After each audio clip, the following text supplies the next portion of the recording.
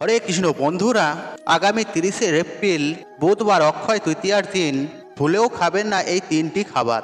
তাহলে দুর্ভাগ্য নেমে আসবে আপনার জীবনে, অশান্তি ও অর্থকষ্টে ভুগতে হবে সারা বৎসর, এবং কি পরিবারে রোগ জ্বালা যন্ত্রণা দেখা দেবে, নানা প্রকারের গ্রহদোষ ও বাস্তুদোষ দেখা দেবে, এবং মা লক্ষ্মীর কৃপা ও আশীর্বাদ থেকে বঞ্চিত হবেন, এবং অক্ষয় তৃতীয়ার পূর্ণ ফল লাভ থেকে বঞ্চিত থাকবেন। বন্ধুরা, সামনেই আসতে চলেছে এই বৎসরের অক্ষয় তৃতীয়া। আর অক্ষয় তৃতীয়া দিনটি আমাদের হিন্দু সনাতন ধর্মে অত্যন্ত পবিত্র ও গুরুত্বপূর্ণ একটি দিন। এই দিনটির বিশেষ গুরুত্ব ও মাহাত্ম্য রয়েছে। আর এই দিনটি যে কোনো শুভ কাজ করার জন্য অত্যন্ত শুভ এবং উপযুক্ত দিন। আর এই দিনে সব রকম শুভ কাজ করা হয়, যেমন বিয়ে, উপনয়ন, গৃহপ্রবেশ, জমি কেনা, বাড়ি কেনা, ফ্ল্যাট কেনা এবং দোকান কেনা ও গয়না কেনাও, এছাড়াও নতুন ব্যবসা শুরু করাও জন্য অত্যন্ত শুভ দিন। আর এই দিন এতই শুভ যে এই স্বর্গের দেবতারা ধনকুবের দেবকে আর দেবতাদের ধন সম্পত্তির অধিপতি নিযুক্ত করেছিলেন। আর মানা হয়ে থাকে যে এই পবিত্র দিনে সোনা ও রূপ ও অন্যান্য মূল্যবান জিনিস কিনলে তা ভবিষ্যতে বহু গুণ বৃদ্ধি পায়, এবং মা লক্ষ্মী ও শ্রী গণেশের কৃপা ও আশীর্বাদ লাভ করা যায়। এছাড়াও এই দিনে মা লক্ষ্মী ও শ্রী নারায়ণ ও গণেশের পূজা অর্চনা করলে সংসারে সুখ, শান্তি ও সমৃদ্ধি লাভ হয়, পরিবারে অর্থ উন্নতির পথ প্রশস্ত হয়। এই দিনে করা সমস্ত ভালো কাজ অক্ষয় পূর্ণ ফল লাভ হয়। তাই এই দিনে আমাদের ভেবেচিন্তে কাজ করা উচিত, কারণ এই দিনে আমরা যে কাজটি করব না কেন তা অক্ষয় হয়ে থাকবে। আর এই দিনে পাপ কাজ করলে পাপ ক্ষয় হবে না, আর যদি ভালো কাজ করি তার পূর্ণ ফলও ক্ষয় হবে না।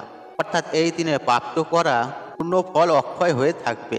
আর এই দিনে করা সমস্ত কাজ নিয়মবিধি মেনে করা উচিত, এবং খাদ্য খাবারেরও রয়েছে কিছু বিধিনিষেধ, যা আমাদের সকলকেই মেনে চলা উচিত। বন্ধুরা, এই পবিত্র অক্ষয় তৃতীয়ার দিনে এমন কিছু খাবার রয়েছে যা আমাদের ভুলেও গ্রহণ করা উচিত নয়, তাহলে অক্ষয় তৃতীয়ার পূর্ণ ফল লাভ থেকে বঞ্চিত হবেন, এবং মা লক্ষ্মী ও ভগবান শ্রী নারায়ণের কৃপা ও আশীর্বাদ থেকে বঞ্চিত হবেন। এছাড়া বন্ধুরা, এই দিনে এই কাজগুলি করলে অক্ষয় তৃতীয়ার পূর্ণ ফল থেকে বঞ্চিত হবেন, এবং এই পবিত্র এই দিনে এই খাবারগুলি খেলে জীবনে নেমে আসবে চরম অশান্তি ও দুর্ভাগ্য, পরিবারে অশান্তি, কলহ, রোগ জ্বালা যন্ত্রণা দেখা দেবে। তাই বন্ধুরা, আজকের ভিডিওতে আমি আপনাদের জানাবো এই পবিত্র অক্ষয় তৃতীয়া কবে পড়েছে, এই অক্ষয় তৃতীয়ার দিনটি কিভাবে পালন করবেন, এছাড়াও এই দিনে কি কি করবেন, কি কি করবেন না, ভুলেও কোন তিনটি খাবার আপনারা গ্রহণ করবেন না। তাই বন্ধুরা, আজকের ভিডিওটি খুবই গুরুত্বপূর্ণ হতে চলেছে। আমার সকল শ্রোতা বন্ধুদের কাছে একটা বিশেষ অনুরোধ রইল, ভিডিওটি প্রথম থেকে শেষ পর্যন্ত দেখুন, এবং ভিডিওটি ভালো লাগলে ভিডিওতে একটি লাইক করে কমেন্টে জয় মাতা লক্ষ্মীর জয় লিখে কমেন্ট অবশ্যই করবেন, এবং ভিডিওটি যতটা পারবেন বন্ধু বান্ধব আত্মীয়জনদের সাথে শেয়ার অবশ্যই করবেন। তো চলুন বন্ধুরা, ভিডিওর মূল পর্বে যাওয়া যাক। বন্ধুরা, প্রথমেই আমরা জেনে নেব এবছর অক্ষয় তৃতীয়া কবে পড়েছে। প্রতি বছর বৈশাখ মাসে শুক্লপক্ষের তৃতীয়া তিথিতে অক্ষয় তৃতীয়া পালিত হয়। এবছর অর্থাৎ 2025 সালে অক্ষয় তৃতীয়া পড়েছে ইংরাজির 30শে এপ্রিল 2025 এবং বাংলার 16ই বৈশাখ 1432 বুধবার।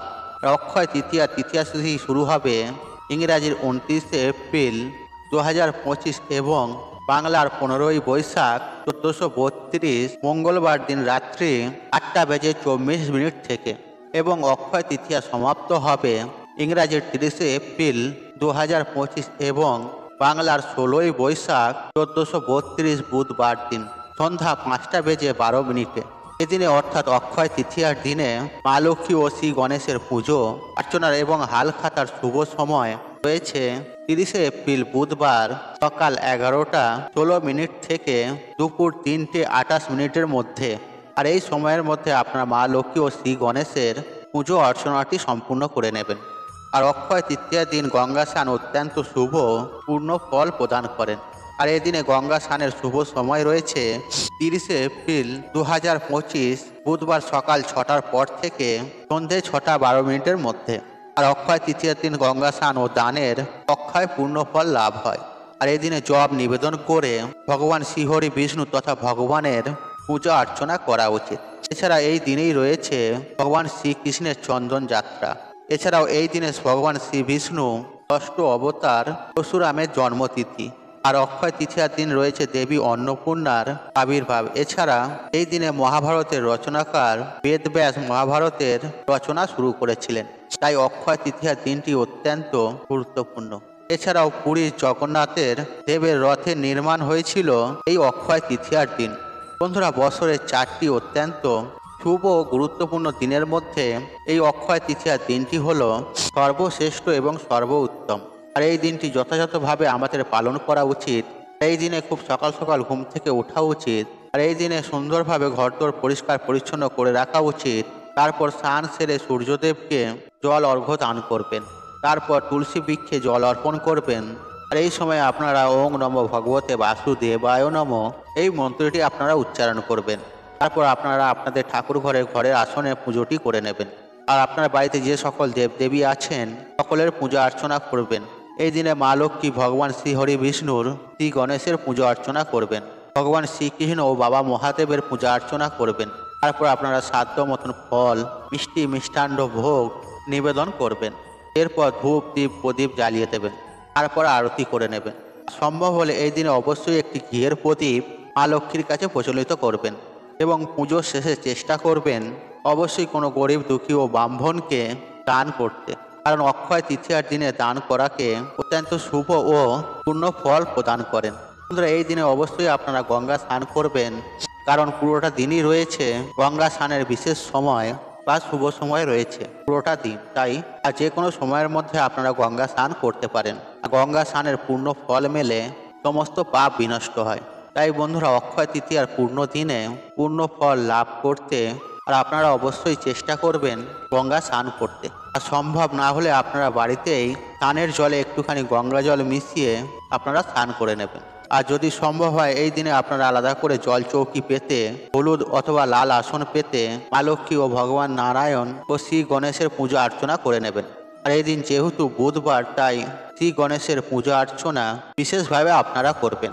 বন্ধুরা, আপনারা হলুদ বস্ত্র, হলুদ ফুল, হলুদ মিষ্টি ভোগ নিবেদন করবেন এবং নানা প্রকার ভোগ রান্না করে অন্ন প্রসাদেও আপনারা ভগবান শ্রীকৃষ্ণকে নিবেদন করতে পারেন। এই দিনে আপনারা সমস্ত কিছু ভক্তি নিষ্ঠার সাথে পালন করবেন। তাই বন্ধুরা, আমরা জেনে নিলাম অক্ষয় তৃতীয়ার দিনটি আপনারা কিভাবে পালন করবেন। বন্ধুরা, এবার আমরা জেনে নেব এই অক্ষয় তৃতীয়ার পবিত্র দিনে আপনারা কোন কোন খাবার ভুলেও গ্রহণ করবেন না।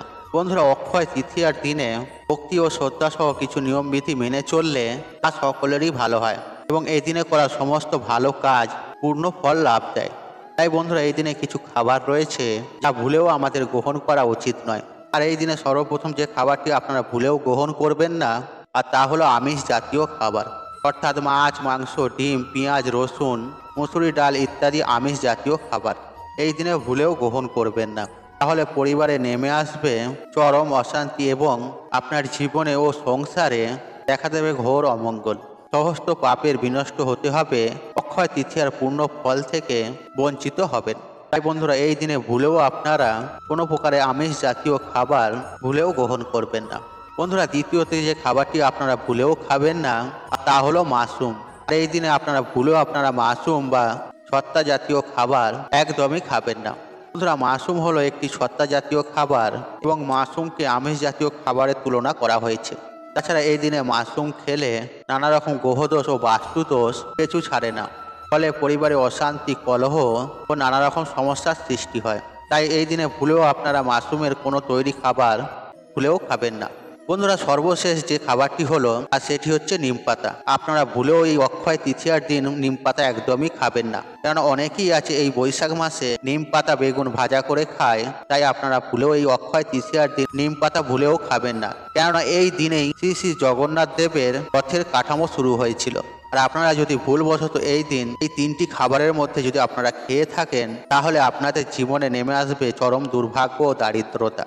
বন্ধুরা, আশা করছি এই ভিডিওটি আপনাদের ভালো লেগে তাহলে ভিডিওতে একটি লাইক করুন, কমেন্ট করুন, শেয়ার করুন এবং বন্ধু বান্ধব আত্মীয়জনদের সাথে শেয়ার অবশ্যই করুন। মনে রাখবেন, আপনার একটি শেয়ার অনেক মানুষকে উপকৃত করে তুলতে পারে। আপনি যদি আমার চ্যানেলে নতুন হয়ে থাকেন তাহলে চ্যানেলটি অবশ্যই সাবস্ক্রাইব করুন এবং পাশে থাকেন অন রাখুন, কারণ নিত্য নতুন ভিডিও সবার আগে দেখার জন্য ঈশ্বর আপনার মঙ্গল করুক। আপনি সুস্থ থাকুন, নিরোগ থাকুন, আপনার দিন মঙ্গলময় হোক।